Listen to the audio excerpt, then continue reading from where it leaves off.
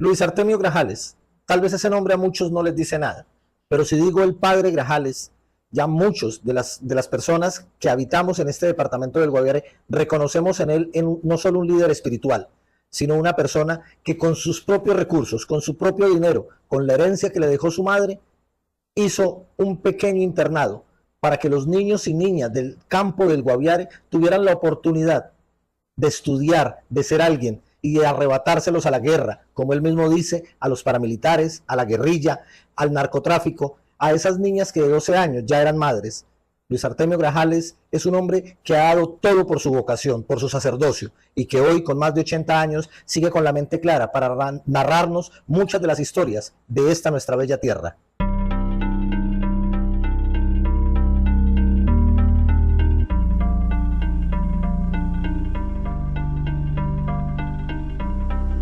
Mi nombre, Luis Artemio Grajales Vallejo. Nací en el municipio de Santa Bárbara, Antioquia, en el año de 1942. Hice mis primeros estudios, mis primeras letras en la Escuela Rural Alto de los Gómez. De ahí, terminados los estudios ahí, pasé al seminario de misiones extranjeras de Yarumal en el año de 1957. En este mismo instituto hice todo mi bachillerato y de ahí pasé a los estudios de filosofía. Luego pasé a un año de noviciado y luego hice los 4 años de teología. Después de la teología, tuve varios años como laico, porque fui expulsado del instituto. Trabajé como maestro, ahí fue cuando llegué a esta tierra, llegué al Baupés, a Mitú, en enero de 1967. En julio de 1968, estuve en una misión en el retorno Guaviare, todavía era Baupés. Y recuerdo que de aquí de San José nos desplazamos a pie hasta el retorno. No había carretera. Allí estuve un mes trabajando con el párroco del retorno y luego volví a mis estudios en Yarumal, Antioquia. Ya terminados los estudios que terminé al fin en Bogotá, pues fui expulsado del instituto y volví otra vez al Baupés. Y seguí trabajando como maestro en el internado María Reina de Mitú. Eso fue en el año 1970. Allí trabajé 2 años continuos y luego en junio de 1972 fui ordenado sacerdote, consagrado por el nuncio apostólico en esa época, Monseñor Ángelo Palma, y luego al año siguiente fui trasladado a trabajar a Guainía, en la Baupés, como inspector de educación nacional, contratada pues, con el convenio de misiones. Después de esa experiencia de educación en Guainía, vine a trabajar de párroco a la parroquia de San José del Guaviare. Trabajé hasta 1980. Bueno, como sacerdote activo, mi primer ministerio fue en el Guainía, pues que yo estoy para Baupés todavía. Allá me fue muy bien. Trabajé con la educación, con el convenio de misiones, administré la educación de los ríos Inírida, desde las bocas donde cae el Inírida en Guaviare hasta Morichal Alto. Y también por el río Guaviare, desde el Inírida, desde la desembocadura del río Inírida Guaviare hasta el raudal de Matulipán. Pero fui más ambicioso, en vista de que la educación por el río Bichara, por el río Guaviare, pero al lado del Bichada, estaba muy mal. Entonces, también fundó unas escuelas rurales en el lado del Bichada, sin permiso del Ministerio de Educación, ¿no? Y avancé por el río Guaviare arriba hasta Mucuare. Fundé la escuela de Mucuare, Colegio Mucuare, y más abajito el río Loms. Eso fue en el año de 1973. 73. Después de esa experiencia pasé de nombrado un párroco de San José del Guaviare, en el año 1975. Aquí, anécdotas tremendas. La primera es que llegué al Guaviare en enero, como el 2 de enero del año 75. Y encontré la parroquia sola, porque el párroco estaba de vacaciones de Medellín, que se demoraba un mes y 45 días, decía él. Y yo llegué y vi un ambiente muy mal, muy pésimo, en contra de la iglesia. Razones, tenía muchas razones. Algunos sacerdotes habían cogido, digamos, malos caminos y habían salido con algunos escándalos de acá y toda la gente estaba ardida con ellos, especialmente por asuntos de política, porque eran unos sacerdotes que se volvieron pues revolucionarios. Y entonces ellos salieron de acá, salieron con mujer de acá, consiguieron esposos y bueno. La gente no quería saber nada de la iglesia. Y la iglesia, la catedral, estaba llena hasta el techo de maíz. Estaba arrendada a a IDEMA. Y la Santa Misa se celebraba en un saloncito del colegio, de la escuela, que no tenía fuera la escuela primaria, del Ideal. Eso lo manejaban las monjitas, las hermanas lauritas. Yo también soy un poco revolucionario, y yo viendo eso, viendo el ambiente, y el salón tan reducido de la escuela para la misa, determiné no celebrar misa. Me dediqué a arreglar aparatos que habían ahí en la casa coral. Una bodega, había motores, electromotobombas, y había una motocicleta y aparatos ahí. Pues como yo sabía algo de motores de explosión, entonces arreglé algunos aparatos. Arreglé electrobombas, puse el producto para la casa coral, arreglé la motocicleta, me sirvió de vehículo. En fin, no celebraba. Inclusive la gente, yo salía a trabajar al corredor, y la gente para mí miraba, ¿usted repara motos? Yo sí, yo reparo motos, ¿no? Eh, ¿Cuánto le de mantenimiento la mía? No, pues tráigala a ver y usted me paga cualquier cosa. Y trabajé ahí como cerca de 2 meses. Eh, ya cuando llegó el momento de la Semana Santa, de la Cuaresma, le dije, no, yo tengo que presentarme. Y entonces me presenté. Ah, bueno, pero antes de eso, una experiencia muy maluca es que algunos imaginaron que yo era el cura. Y me rompieron una piedra una noche, todos los vidrios del despacho parroquial y del segundo piso de la casa coral. Yo dormía en la parte de atrás, menos mal que hasta allá no llegaban las piedras. Y cuando yo me levanté, tranquilamente, barré, recogí todo el mugre que había, no arreglé nada, lo que hacía, y no dije nada, y seguí viviendo ahí. Bueno, ya cuando me presenté, como sacerdote, no, invitando a la misa de la cénica, la celebré en el atrio de la iglesia, no de la monjita, ni la torre, se llenó el parque, se llenó mucha gente. Entonces, ya comencé a celebrar siempre en la atrio de la iglesia los domingos. Cuando llegó la Semana Santa propiamente, yo le dije a Monseñor Belarmino que me mandara a otra parte porque ahí no pagamos esa Semana Santa. Una Semana Santa para celebrar en la de la monja no vale la pena. Entonces me fui, me mandaron a otra parte.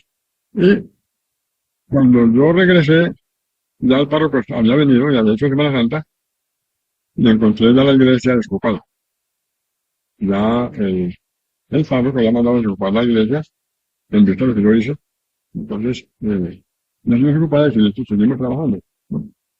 Y esa es una de las anécdotas, pues, fuertes, ¿no?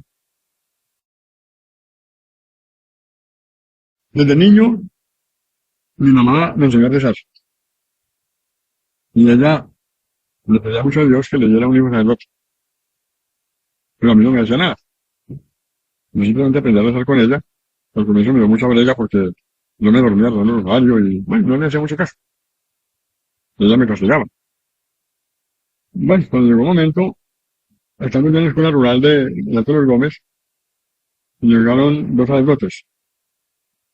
Uno que era paisano mío, que era inclusive de la vereda donde yo vivía, eh, llegó con otro sacerdote que fue párroco acá, fue el con el que yo trabajé al comienzo acá, y me dijeron, fueron a mi casa, y me dijeron, yo quería ser sacerdote, misionero, y yo, sí, y que sí, me apuntaron.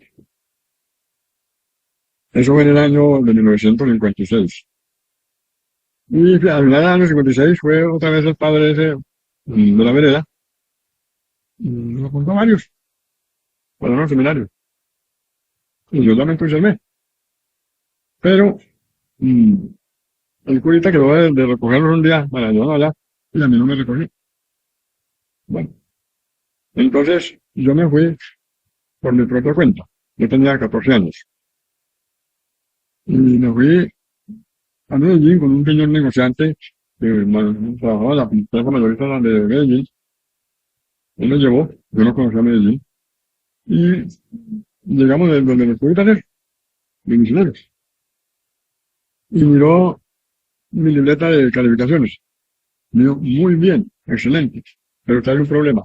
Usted solamente ha hecho hasta segundo de primaria. O sea que no podía entrar al seminario. Pero me dijo, quédese aquí. Entonces queda una semana y yo le hago los exámenes. Y si nos pasa, lo pegamos. Y me quedé además. Y gané todos los exámenes.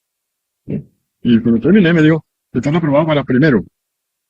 Bendito Dios, yo no pensé que, yo pensé que era para primero primario otra vez. Y yo, pues, pero bien, para entrar a un seminario, apenas eso. ¿No ves? Cuando llegué al seminario, yo solo, eh, como a los 3 días llamaron a filas. Me dice el padre rector, formen aquí los de primero. Y salieron un montón de muchachos, uno más grandes que yo. Y yo, qué bueno. Primero. Aquí los de segundo, ¿no? Aquí tenemos. Y ahí comencé a saber yo que empezaba primero de bachillerato, en el sexto. Y a pesar de todo me fue bien. No perdí materia, que yo ganaba con buenas notas. ¿Sí? Y me fui quedando, y me quedé. Los 6 años de bachillerato, y luego los 3 de filosofía, luego el año noviciado, y luego los 4 de teología. A ver, pero después de la filosofía pasamos al noviciado. En el noviciado lo ponen a uno a definir si se va de sacerdote, se vive casto, con votos de pobreza, cantidad de obediencia, o se retira y hace otro proyecto de vida, ¿no? Se casa, o sea, pues. Fueron 40 días de retiros espirituales para eso, en silencio. 40 días en silencio. ¿Sí? En esos 40 días yo decidí que me da sacerdote, ¿no? Bueno, yo pensaba muchas cosas. Si me caso, supongamos que tenga 14 hijos, muy bonita familia numerosa, y un buen trabajo, ¿sí? Pero 4 paredes, una esposa, unos hijos, ¿y qué más? Yo quiero mucho más. Yo quiero servirle a toda la gente. Casado, no puedo servirle más que a la mujer y a los hijos. ¿Sí? Soltero, célibe, puedo amar a quien me dé la gana. Nadie me tiene que revelar. Y entonces decidió tenerme algo. No fue fácil. No fue fácil. Había muchas cosas, ¿no? Asunto de ideas. Bueno, sacerdotes muy tradicionalistas, muy tradicionalistas, y los jóvenes algo avanzados, ¿no? de sobremesa vino el Concilio Vaticano II, que abrió más las puertas y mucho más. Bueno, en fin, y entonces por ese motivo de estar uno un poquito adelantado en ideas, entonces los superiores tradicionalistas decidieron que yo no tenía vocación. ¿Sí? Y yo aseguraba que sí. Entonces me mandaron a un año de experiencia misionera a Metú, a eso me lo llamé Metú. Y es una experiencia muy maravillosa, muy buena experiencia. Estupenda. ¿Sí? Y luego, después de ahí, volví a estudiar, a terminar mis estudios de teología, y ya seguí yendo en todos los diciembres, siempre de vacaciones, a trabajar en las misiones. Siempre. Yo cuento la experiencia de que duré 50 años sin volver a unas vacaciones, a un diciembre a la casa. Siempre estuve en los lugares de misiones, en el monte, Bauprés, Guainía, bueno, Buenaventura, en fin. Entonces, así fue que fui luchando mi sacerdocio, hasta que al fin, Manuel Almino, que fue profesor mío, me dijo, una vez me dijo, una vez estaba yo peinando a una compañera de trabajo, una profesora. Ella tenía una cadera muy larga, y entonces dejaba mucha oreja peinar, entonces yo la peinaba. Entonces, acá sentados en alguna banca para allá en el patio. Y una vez pasó Manuel Almino y nos dijo, a pesar de todo, vos tenés más vocación de cura que de marido. Yo te ordeno. Ya bueno. Pero a ver, cuando me fui a trabajar como laico a Mitú, del año 60, 70 ya, y yo ya había conseguido novia. Yo soltero no me quedo. O soy cura o soy en el caso. Yo no conseguí novia. Nos han echado del seminario me equipo de novia. Le prometí que no me afectaría ni me motivaría durante un tiempo hasta que decidiera si me ordenaba o me casaba. Y, y que me daba de plazo unos 4 años. ¿Sabes? Y efectivamente la muchacha dijo que sí, que me asustaba el rato. Cuando el señor ordenarme le mandé a decir que ya no más. ¿No? Y entonces ya me motilé y me afeité. Yo tuve el cabello largo y la barba larga. De la barba desordenada, y el cabello también, el cabello me lo peinaron, me hacía con el caballo porque aquí no hace mucho calor. ¿No? Pero, pero mm, ya cumplí mi promesa, me ordené, muy contento, muy agradecido. ¿Sí? Si en este momento eh, volviera a ser joven y volviera a decir, se ordena su casa, yo me ordeno. Me ordeno.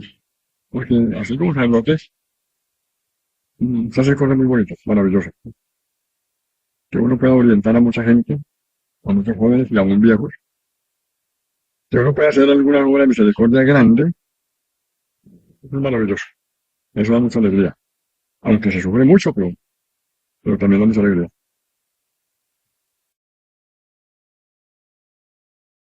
En el año 1995 fui nombrado párroco de la parroquia rural de Cerritos, Guayana, ¿no? Estábamos en plena época de coca, de mafia, de todas esas cosas, rascachines, tarjetos, guerrilla, ah, horrible. Paramilitares, ¿no? Bueno, mm, a mí me tocó la época ver nacer la época de la coca aquí. En el año 75, pues todavía no había tanta coca, había marihuana. La marihuana fracasó. Todavía en las sabanas de Nare todavía eran vestigios de un avión DC-10 norteamericano. Iba a arrancar de ahí con llenito de coca, perdón, de marihuana para Estados Unidos. Pero la marihuana se la peleaban muchos mafiosos, más la policía, hablando claro. ¿Sí? Entonces, resulta que se fue la policía a controlar el avión allá, y también nosotros del otro partido de la mafia, y se armaron la bala. Y al fin no sé quién ganaría, porque en todo caso, creo que acabó muerto allá, y el avión se quedó allá, nunca pudo salir. No sé qué se quedaría con la marihuana. pero el avión ahí se pudrió. Yo lo miré hasta el año, ¿qué? Como hasta el 70 lo miré ahí, podrido. Hasta el 70, hasta el 80, bueno, ahí lo miré. Bien, entonces, era la época de la marihuana. Le fracasó porque como que no tenía muy buena base. Luego, una época muy dura de los campesinos muy pobres. Horrible. Por ejemplo, estaba el IDEMA, que le compraba a los campesinos de arroz y maíz. Pero había mucha corrupción. Llegaba un campesino con una o dos toneladas de arroz al IDEMA, lo pagaban por esas maquinarias, enchufaban. Está húmedo, no le puede comprar. ¿Qué hace un campesino con 2 toneladas de arroz aquí? Bueno, pero iba al comercio y en honor y por respeto a mucha gente, no doy los nombres porque pueda vivir, eh, a vender arrocito. Se lo pagamos tanto si quiere. Es decir, que le haga el sombrero. Y el campesino tenía que venderlo porque ¿qué más hacía? Ese comerciante lo llevaba al otro día y demás, vende así pasado. A la sí tenía buen precio. Entonces, los campesinos se alcanzaron de sembrar las cosas y en fin, la pobreza, pues, el paludismo, uy, Dios, mucho muerto por paludismo. No son de algunos niños y niñas, iban para el campo, y el veías enfermito, no teníamos que venir acá, yo me los traía en el carro. ¿Sí? Me fui al hospital y yo mismo los cuidaba en la casa rural cuando le daban de alta. Bueno, entonces, ante la pobreza tan tremenda, por ejemplo, yo recuerdo un campesino que vendió el caballo, la vaca, los ganados, las gallinas, para pagarle a la caja agraria un crédito, porque la cosecha no se dio, ¿no? Entonces, horrible la pobreza, muy fuerte la pobreza. Antes la pobreza era tremenda y el Estado totalmente alejado del Guaviare, del Baucán de esa época. Entonces vino la coca, vino los paquetes, con semillas y con plata, en efectivo.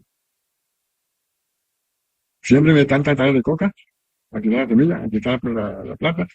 Cuando gaste, nosotros venimos a comprarle aquí al campo, aquí en su propia casa. No tiene que moverse.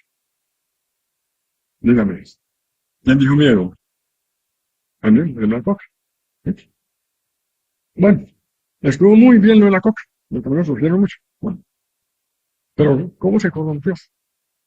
Aquí, comisario especial, inspector de policía, policías, etcétera, todo, jueces, todos estaban en estado de coca. No había nadie limpio. Todo el mundo. Entonces, y explotando los campesinos, cuando, no recuerdo, un policía, amigo mío, ¿eh? Eh, se iba para el campo, policía muy inteligente, ¿no? Iba para el campo, a una finca de coca. Saludaba muy amablemente, pedía un tinto, sentaba, echaba carreta, no decía nada. Pero el dueño se daba cuenta que por el tipo se había vendido los sitios de coca. Entonces, cuando el policía se despedía, el dueño de la finca decía, ya la gente le mucho visita, quise que volviera. Aquí, ¿dónde está esta contribucióncita? Y le daba cualquier 10.000, 15.000, 20.000, que era mucha plata ya. Pues ya sale contento. Esa policía compró casa en Villavicencio y bueno, y se casó y bueno, salió. ¿Sí? Salió muy bien, porque no extorsionaba a la brava. ¿Sí? Pero otros llevan con pistola en mano. Bueno, en el despacho parroquial que hay frente al parque, había un tipo que tenía matas de bambú. ¿Sí? Llegó un campesino llorando. Me dijo, mire lo que voy a hacer. Voy a entregarle 5 millones a ese policía que está dando el bambú. Si no lo entrego, me demanda y voy a la cárcel. Conseguí plata prestada, lo que pude. Quedé sin nada, porque me falta el final. Y me dijo, pero yo creo que esto se va a acabar, porque ya los campesinos no aguantamos tantas acciones. Entonces, sí, yo me llego del entregó los $5,000. Le pusieron unas tormentas por espalda y tal cosa, y se prepararon. Muy bien. A los 8 días, una balacera que no me bordes. Pero bueno, al día siguiente, un domingo, como 5 policías muertos con los canes. Los que torturaban, los mataron. Ya la guerrilla estaba actuando. La guerrilla entró a salvar a los campesinos. Los campesinos lo aplaudieron. Hacían cosas muy buenas. No, no, ¿para qué? Hay anécdotas muy hasta graciosas, ¿no? Pero bueno. Y muy bien, la guerrilla del campesino. No había problema. La guerrilla explotaba al tarjeto, al que iba a comprar, al que le cortaba en grande, en fin. Pero dejaba que el campesino cultivara. Y luego ya llegó la violencia porque se armó la mafia, y bueno, es horrible, es muy tremendo. Eh, Luego ya, cuando me fui de paro con Cerritos, a mí me requisaron varias veces guerrilleritos de 13 y 14 años, uniformados, armados, niños, guerrilleros, me requisaron a mí.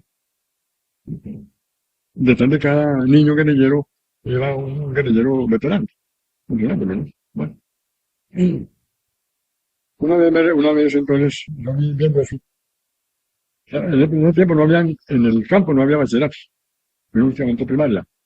Terminaba un niño 15 primaria, ¿qué hacía?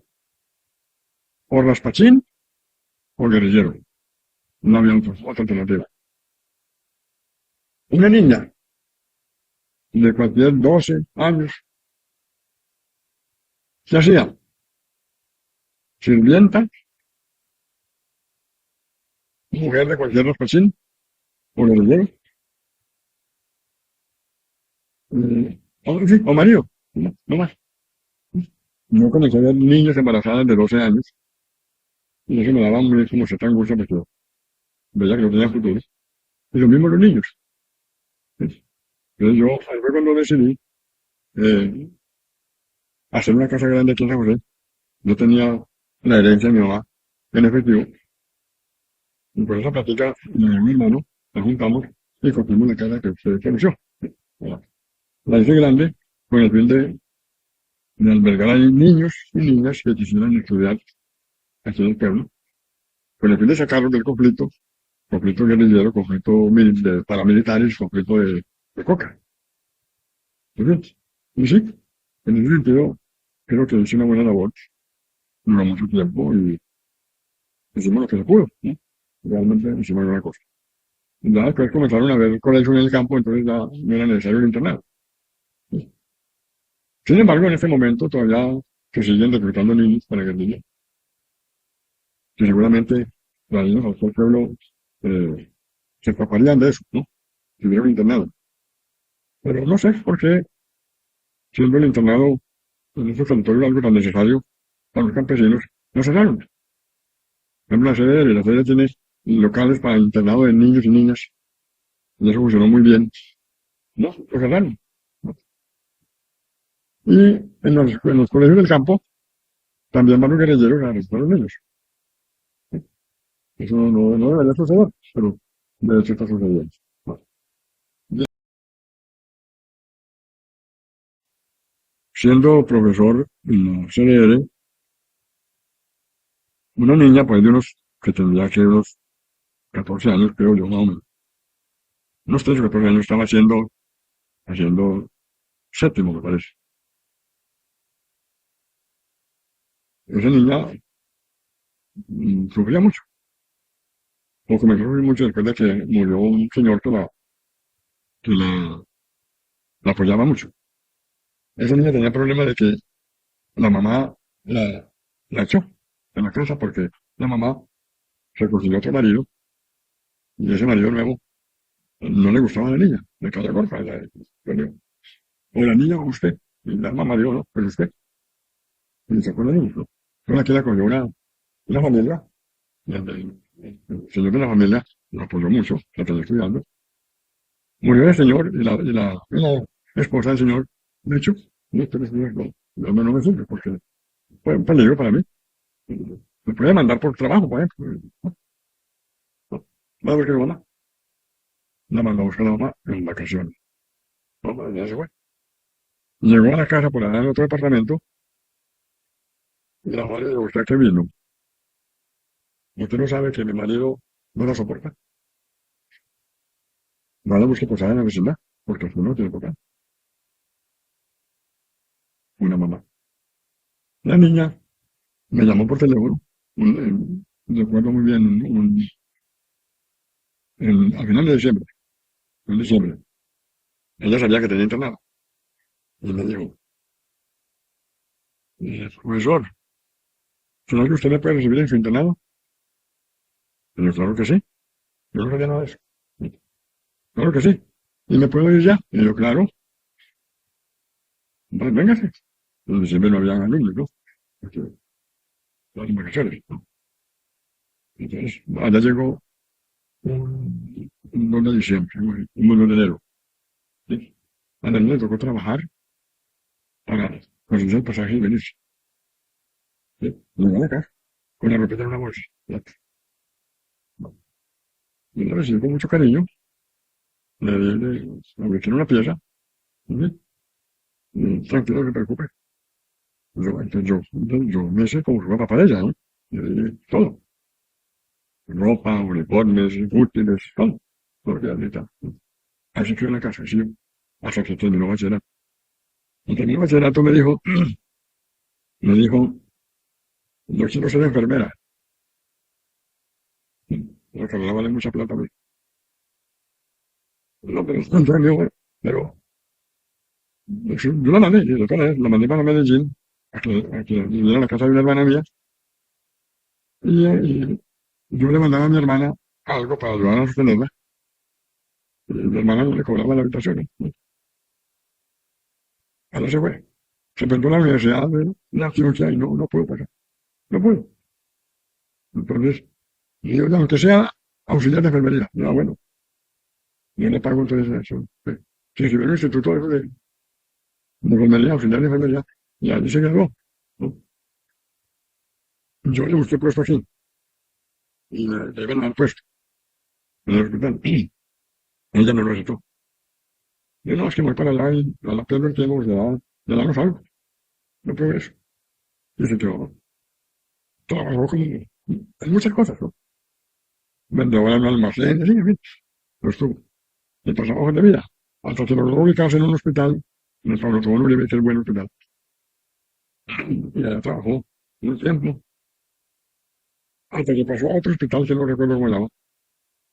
Y allí se especializó en auxiliar de enfermería, pero en asuntos de corazón, para manejar enfermos de corazón. Pues ahí consiguió un contrato a término fijo. Allá va ya como 10 años, ¿sí? Trabajando. Ya tiene esposa, otro solo. En fin, ya bien, muy bien. Muy contenta. Ella me visitó hace como 4 años con el esposo. ¿Ok? Me trajo regalos y todas cosas. Y bueno, eh, me durmió en la casa porque, que por no incomodar, no tiene platita. Para hotel, ¿no? Eh, Pero, pero ahí en la casa estuvo todo el tiempo, ¿no? Con el marido. Y actualmente trabaja en Medellín, allá mismo. Pues, muy bien. Gracias a esa casa que tenía ese servicio. Ese es uno. Pues hay otras, ¿no? Hay otras que eh, hay un ingeniero, yo creo que trabaja en Concordia. Hay muchas enfermeras profesionales. En fin, y muchos otros.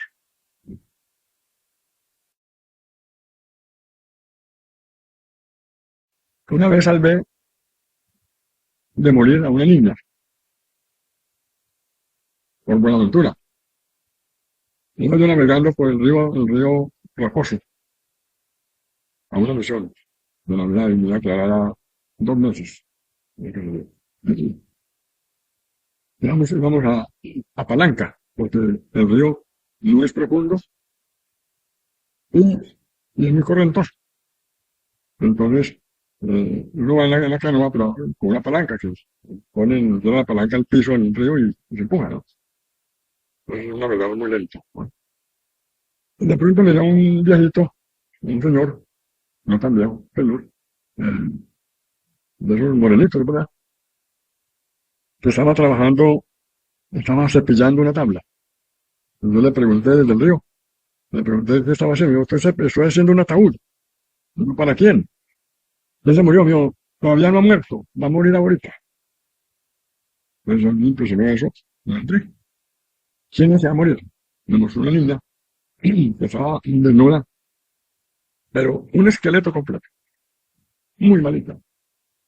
Esta era una cama miserable, pero no. Entonces yo me bajé. Yo andaba con una maleta de medicamentos, que yo eh, era enfermero. Entonces, bajé mi maleta de medicamentos a ver qué le hacía. Comencé a hacer bala.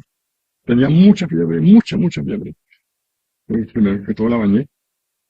Y luego le apliqué 2 inyecciones bravas, antibióticos. Bien. Fiebre, infección. ¿Y por qué dos? Pues, si, para que se alivie o se muera. Pues, si se muere, ahí ya está el ataúd hecho. Y se alivia, pero mejor. A la mano de Dios. Lo encomendó al Señor y le puse 2 inyecciones. De una vez. Y comenzó a reaccionar. Mucho. Como yo no llevaba suero, me tocó hacerle una hollada de suero casero. Y yo me quedé hidratándola como unas 3 horas.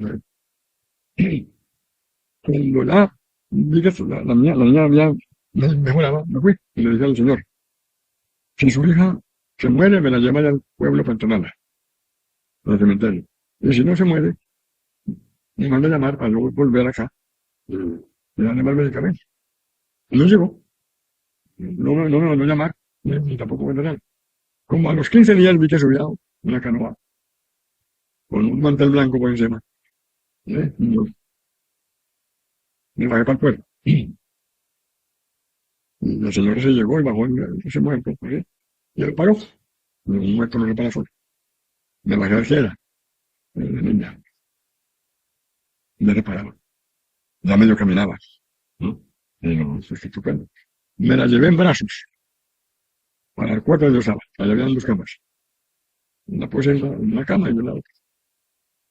Me agarré a cuidarla. Vitaminas, medicamentos, comida.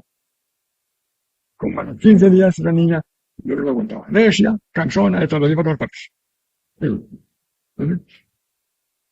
Como a los 2 meses que me fui a venir, me llaman el papá, por el niño, ¿eh? Y bueno, me dijo el papá, La niña llamaba Nieves. Y le digo, Nieves, dale un beso a tu papá. Y lo mostró. Él es tu papá. Porque el papá da la vida. Y yo te estaba dando la muerte. Allá te tengo el ataúd. Le digo, dale un beso. Eso me impresionó mucho. Eso me hizo llorar. ¿Sí? La niña se acercó, me besó. Y después miré al viejo que me dio un beso en la frente con un chorro de lágrimas. ¿Sí?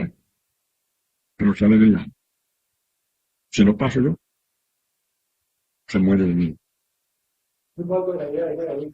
No, no la voy a ver nunca más. ¿Qué será de eso? Pero una experiencia que, hombre, ¿para qué más? ¿No? Eso me llenó mi vida, listo. Si yo no hubiera sido cura, yo no me faltaba nada. Y así por el estilo. Muchas cosas en este sentido. He hecho muchas cosas buenas en ese sentido. Sin que no quiera decir que no sea un santo, ¿no? Yo soy un pecador como todo cualquier pecador, pero sé que soy sacerdote, y como sacerdote estoy consagrado para bendecir, para amar, para servir. Y esa es la alegría mía.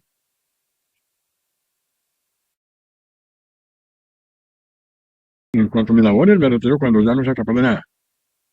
Todavía celebro la Santa Misa, confieso, hago asesoría espiritual, en la casa, llega gente, eh, y celebro la misa en alguna parroquia. Los domingos celebro la paz, a las 10 de la mañana. Los lunes celebro en el cementerio viejo, a las 4:30 de la tarde. Y en semana, donde yo quiera ir. a cualquier parroquia. Yo ya no tengo responsabilidad de parroquia. Soy como más libre, ¿no? Pero sigo ejerciendo hasta que me muera, hasta que no sea capaz. Como ustedes ven, todavía medio camino. La vocación la sigue hasta el último día de su vida. Hasta el último día.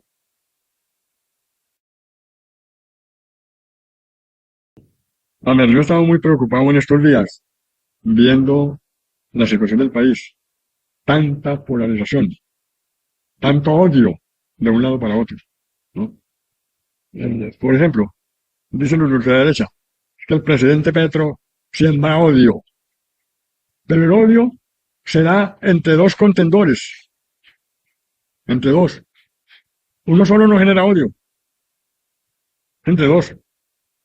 Entonces, si Petro odia, yo no lo niego, pues no sé, no sé, no me meto en la vida de él. Supongamos que él odie, pero si él odia, hay otros que odian igual o más que él. Odio, pobreza, desorden, corrupción, tanta cosa. ¿A qué se debe? Se acabó el amor. No hay amor en los corazones de la gente de Colombia. Hablemos de Colombia. Muy poco amor o nada de amor. Entonces, para que haya paz en Colombia, se necesita amar. Amar de verdad. Y el que ama sirve. El que solamente sirve sin amor, no sirve. Yo llamaría, digamos, filantropía o alguna cosa diferente. Pero no, hay que amar. Y cuando se ama, hay que perdonar. Si no se perdona, no hay amor. Y si no hay amor, no hay paz. Del amor nace la justicia y de la justicia nace la paz. Entonces, yo le diría a la gente que de pronto me pueda escuchar, recuerden, somos cristianos. En Colombia, según dice por ahí el DANE, hay aproximadamente 52 millones de cristianos. De nombre, ¿no? Cristianos. Si somos cristianos, ¿por qué tanto odio? El odio está prohibido para el cristiano. Cristo dijo, ámense unos a otros. No dijo ármense, sino ámense unos a otros. Si nos amáramos de verdad, no habría razón de la polarización, del sectarismo, de las divisiones. No, ¿por qué no? Podemos convivir tranquilamente pensando distinto. Si nos amamos. ¿Qué importa que mi hermano sea evangélico? De otra religión, no importa. A eso también le sirvo con mucho gusto, a mí no me importaría. Y de hecho he servido. Que sea evangélico, no importa. Que sea de un partido o de otro, lo mismo me da. Somos humanos. Y por encima de humanos, cristianos. Entonces, que haya amor, mucho amor, para que brote la justicia y la paz.